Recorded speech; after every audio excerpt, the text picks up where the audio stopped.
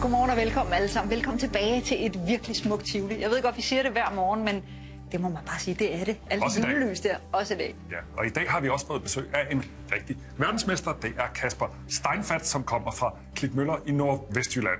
Og hvis man har sagt Klitmøller, ja, så kan man næsten regne ud, at Kasper er rigtig god til at surfe. Men det er ikke traditionel surfing, det er stand-up paddle surfing. En sport, der kræver både hård træning og perfekt teknik. I hvert fald, hvis man vil nå helt til tops. Godmorgen og velkommen til dig, Kasper Steinfath. Godmorgen. Og tillykke med verdensmesterskabet. Hey, tusind tak. Kasper, prøv lige at fortælle os først, hvilken disciplin er det, du er blevet verdensmester i? Jamen, det er den her stand-up paddle surf-disciplin, hvor det egentlig er et race, hvor du padler på en 3 kilometer lang bane rundt om nogle bøjer og nogle forhindringer. Og så gælder det egentlig bare om at komme først. Og det var så det, jeg formåede at gøre her på Fiji for et par uger siden. Og det er ikke første gang, du blev verdensmester, vel? Det er tredje gang, det skete, og det er jo en drøm i sig selv, der går i opfyldelse. Jeg har trænet rigtig lang tid frem mod det, og det føles så godt at kunne tage den guldmedalje med til Danmark. Jeg har nogle gange set folk på sådan en paddleboard der stå, og det ser meget langsomt ud, og det ser nærmest ser sådan helt meditativt ud. Men det er det jo ikke i den sport, du dyrker. Kan du ikke lige sætte et par ord på, hvad går sporten egentlig ud på? Jamen, sådan i bund og grund, stand-up paddle surfing, som vi kalder det, den har mange forskellige sider til sig. Der er den side, hvor vi skal ud på de brædder, som der står her, ud i bølgerne og give den gas. Det er ligesom til de der store adrenaline junkies, kan man sige. Og så har du også en anden fantastisk side med, at det er den her rolige sport, du kan tage med ud og paddle på søer og fjorde og bare cruise i dit eget tempo. Så er der egentlig noget for alle med stand-up paddle. Og en af de store forskelle, det er, at vi har sådan en paddle her med. Hvad bruger man den til? Jamen, det er en paddle, som vi kalder det. Vi står jo som regel op på et stort surfbræt, som vi kalder det. Og så har du den her paddle i hånden, og når du står op, bruger du den til at paddle dig vej frem. Og det kan foregå i forskellige tempoer, men det er i bund og grund det, du gør. Og du kan fange bølgerne på en anden måde, og du får et helt andet perspektiv ved at stå op på et bræt, og så komme fremad. Så der er flere discipliner. Vi skal snakke om det her med bølgerne, og hvor meget de fylder i din sport. Vi har et par billeder her, hvor vi kan se dig ude på nogle bølger. Hvordan, altså det har jeg tit tænkt mig, hvordan rammer man lige en rigtig bølge? Ja, altså, bølger, det er jo ligesom at surfe bølger, det er ligesom en dans, ser jeg det. Det er jo med at finde rytmen af havet på den pågældende dag. Og du går jo ikke bare ud og finder den perfekte bølge. Det er en konstant søgen, du er ude på. Det er nogle vejrforhold, der skal komme sammen og ligesom fungere. Og jeg elsker det. Det er jo du finder ikke nødvendigvis den perfekte bølge, men du har en masse sjov, mens du gør det. Den perfekte bølge, siger du. Er det sådan et fænomen? Har du fundet den? Det er et sjovt begreb, fordi jeg tænker ikke over det. Jeg tror, der er mange folk, der hensyder til perfekte bølger, men jeg tror, det viser den her søgen, som en surfer har, at du lever i et element, du ikke selv kan styre. Og det er ligesom at være på ski eller snowboard. Du søger efter en god sne. Nogle gange er den der, nogle gange er den der ikke, men det er det smukke ved det. En anden stor del af paddlesurfing, det er på fladt vand. Hvad er det, der adskiller de gode fra de dårlige i den del af din sport? Altså, stand-up på fladt vand, det er jo... Det kan sige, det er den hurtigst voksende del af sporten.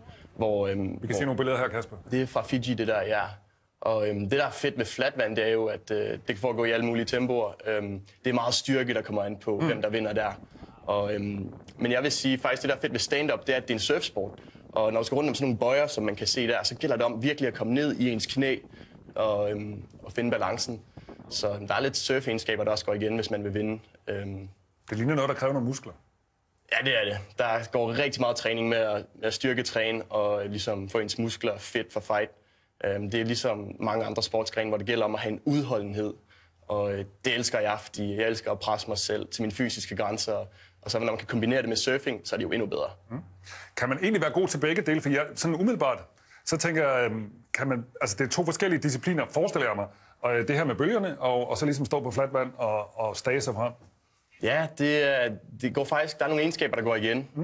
Hvis man er god til at surfe, så har du også bare nogle muskler, der er gode til at paddle generelt. Og hvis du kigger sådan på de bedste atleter i sporten lige nu, så har du drenge fra Hawaii og Australien, der krydser på begge sider af sporten.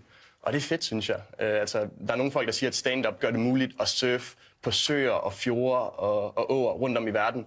Og det er jo bare surfing hele vejen igennem, og jeg synes, det er fedt. Ja, det er min yndlingssport i hvert fald. Hvad kan du selv bedst lide?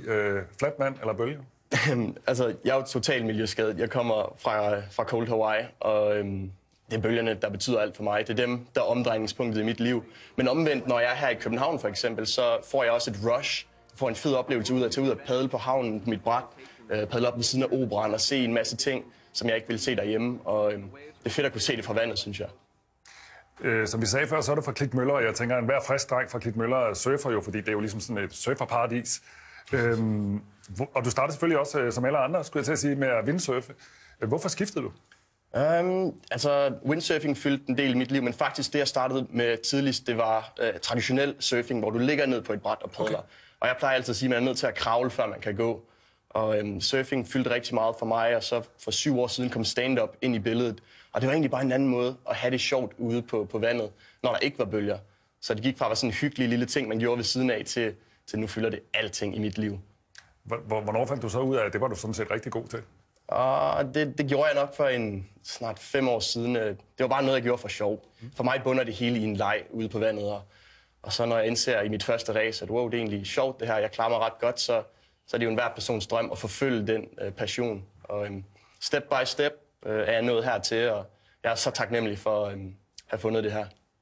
Vi har talt med et par af dine venner, som har fulgt dig hele vejen. Prøv at kigge med her, Kasper. Jeg kan huske en gang, at vi alle sammen sad nede i kælderen og spillede WoW og spiste romkugler og drak sodavand. Hvor du altid ville blive mega sur, hver gang du tabte, og var fuldstændig amok på din modstander. Og jeg ved ikke, om du måske bruger samme taktik nu her, når du er ved at tabe i et race. Det er en god taktik at bruge. Rigtig god taktik at bruge. Ja. Men vi glæder os til, at du kommer hjem, så vi kan fejre dig. Hvad siger du til det, Kasper? Hey, tak, dreng. De glæder sig til at se dig. Og det er jeg så glad for. Jeg glæder mig også til at se dem. Du er rigtig meget ude at rejse. Jeg har været ude at rejse 4 måneder nu. Sidst jeg var hjemme, det var den 2. august. Okay. Nu snakker de om, du blev sur, når I spillede WoW, som er World of Warcraft. Det her vinderinstinkt, kan du bruge det, når du står på dit paddleboard? Ja, altså, det er en ret sjov ting, fordi livet det er jo en underlig vej, hvor jeg spillede rigtig meget computer engang. Det var også sjovt. Men jeg tror, jeg har altid haft et konkurrenceinstinkt i mig, enten det var computer, eller atletik, eller surfing. Og det giver bare et eller andet, at man elsker at presse sig selv. Men jeg elskede at spille computer engang, og jeg tror, jeg har fået nogle af de egenskaber med over i den virkelige verden ude på vandet. Så hvis man nu har en dreng eller en pige, der sidder derhjemme foran computeren hele tiden, så er der altså håb forude for, at de også kan nå at få noget frisk luft på et eller andet tidspunkt? Ja, der er altid håb. Altså, som jeg ser det, altså, det er jo med at finde en passion i ens liv. Enten det er at spille computer, eller surfe, eller løbe. Så længe man gør noget, man elsker, og man ved, at man opsøger et eller andet, så er det altid skifte ens discipliner. Altså, hvem ved, måske stand-up-padler jeg ikke resten af mit liv. Det kan være, at jeg begynder at gøre noget andet. Men det er jo det, man skal blive med at lytte til sig selv og se, hvad er det næste skridt. Hvor svært er det egentlig at nå til tops i den her sportsgren som dansker? Det er jo ikke sådan den mest udbredte sport i Danmark i hvert fald. Overhovedet ikke. Stand-up er så ny i Danmark. Surfing er så ny i Danmark. Vi er ikke nogen stor surfnation, og det er derfor, det er lidt underligt, kan man sige. Altså, jeg er glad for at kunne være med i front mod Australier og amerikanere, som dominerer. Vi er underdogs. Vi er virkelig ikke nogen... Danmark er ikke en nation, man forventer at se på podiet i surfverdenen. Men jeg kan godt lide at holde folk på tæerne og sørge for at give dem noget at kæmpe om. Til næste år så skal der faktisk være VM i paddleboard surfing i Danmark, blandt andet i København og op i Thy. Hvad kommer det til at betyde for sporten, at vi nu får et VM til Danmark? Det bliver så stort. Altså at have VM komme til Danmark, det er jo en drøm for mig personligt, der går i opfyldelse. Og vi skal jo have eventet fra den 1. til den 10. september. Det finder sted delvist her i København, og så over i Vorupør i Cold Hawaii. Og det kommer til at vise sporten frem i Danmark. Jeg håber, vi kan udbrede kendskabet, så endnu flere folk kan se, at vi har nogle unikke vand. Vi har så meget vand i Danmark. Så det er bare med at få flere folk derud og prøve det. Og det er ikke kun på elite-niveau, det foregår. Der er så mange muligheder for bare at tage ud og cruise og lege på alle niveauer. Og det håber jeg, VM kan vise. Så kan jeg jo ikke lade være med at spørge dig, Kasper. Bliver du så også verdensmester, når du er på hjemmebane? Jeg ved det ikke. Jeg kan allerede mærke nu, at jeg får sommerfugle i maven ved at tænke på det. Nu skal jeg lige have en pause fra sæsonen. Men jeg har et mål næste år, det er at vinde på hjemmebane. Det kan jeg godt forstå. Vi hæpper på dig, og tak for besøget her til morgen. Tak skal du have, fordi du kom. Tusind tak.